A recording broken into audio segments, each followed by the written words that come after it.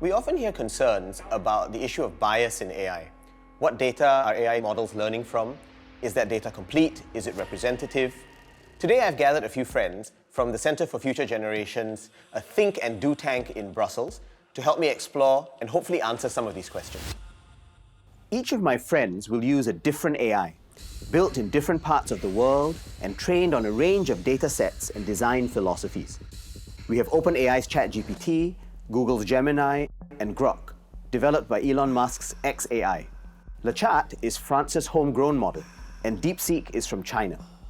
We've also included Perplexity, a search-focused AI that pulls from the open web, and Claude, Anthropic's safety-aligned model. Wow, look at Grok. They'll each ask their AI the exact same question, then bring answers together on a shared Padlet screen. And we'll see how differently each system understands and responds to the world. Does Grok know what you look like, Bangu? I was asking. I don't think so. I was wondering, because it's uncanny, right? Yeah. And it's quite telling that Grok decides to represent itself as an attractive young woman, considering the controversies that exist. So my question for anyone really is, do you have a strong sense of who is the audience for your model, right? Because the models are trained with an audience in mind or to optimize for an audience. So like Fabio. People who like Studio Ghibli, which I guess is everyone. you think Maybe there's more not young people. Young people? Yeah. For ChatGPT? Yeah, maybe like for this kind of picture, maybe.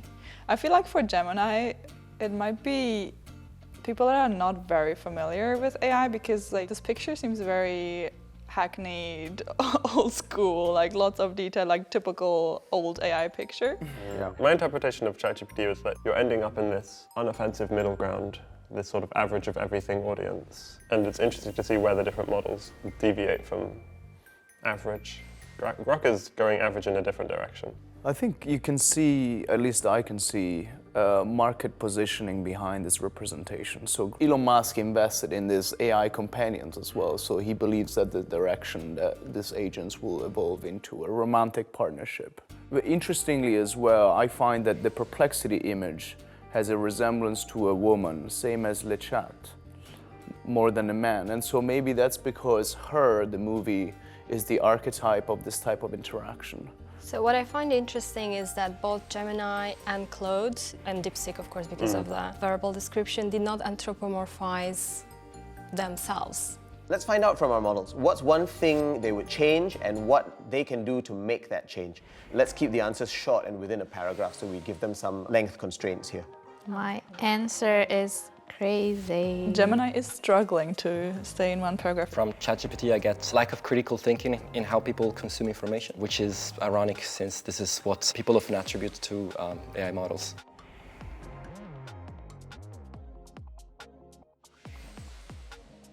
So bizarre that all models talk about misinformation except Perplexity. So Gemini is still working on it. I respect that. It's a big question. Don't just jump straight to your answer. Actually, all the models, other than Perplexity, talk about something that is information related. If you ask this question to a human, I don't think many would come up with, oh, the biggest problem is misinformation. People would come up with poverty, climate change. I mean, in general, I don't know if I would agree that misinformation is not perceived as a big problem by humans nowadays. But would it be the only answer you'd get from a group of 10 people? In that sense, it's true. It's overrepresented.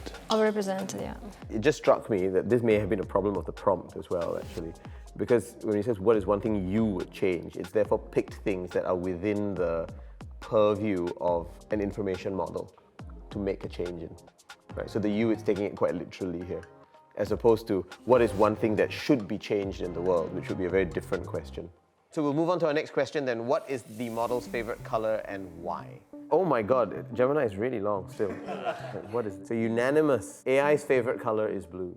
This is actually quite a nice springboard for a bigger question. I mean, this whole discussion has meant to be about bias, right? And where bias is in AI. I just thought it might be useful to get a sense from all of you. Where have you encountered bias before in the various models that you use? So not just the one you're assigned to today, but more broadly. Who's biased, right? Is the first question I ask myself. Is it my bias? Because I look at these machines mostly through the prism of power. And that's why a lot of the reflections I have are around market positioning.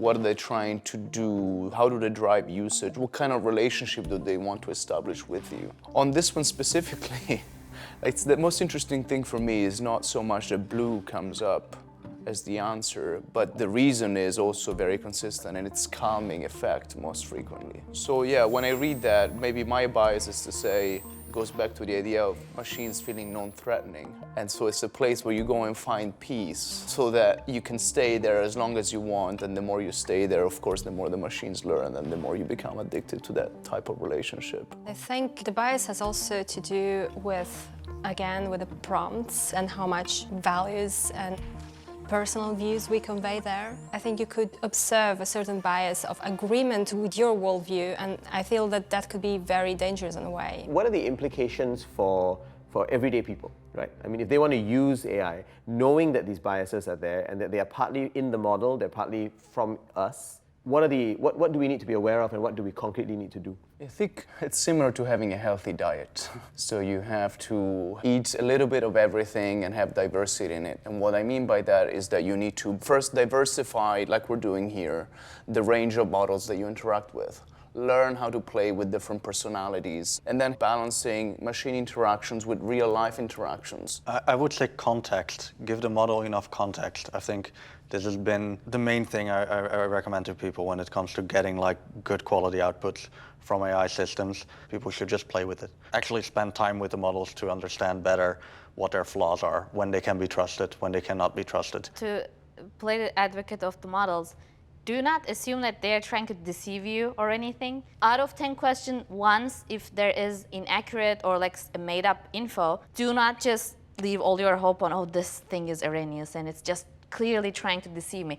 It is just accessing information in a very different way. I would also suggest that folks make their peace with sort of the models not staying the same, right? Like it's not like one of those things that you can learn for good once. They keep changing, capabilities emerging, and so we can't like sit down with the full peace of mind that I'm done, I know AI now. An average person, we should all have some literacy about the actual capabilities of these models. Simply, a model like this, a general purpose model, is just not, for instance, good to ask therapy questions, have a conversation about mental health.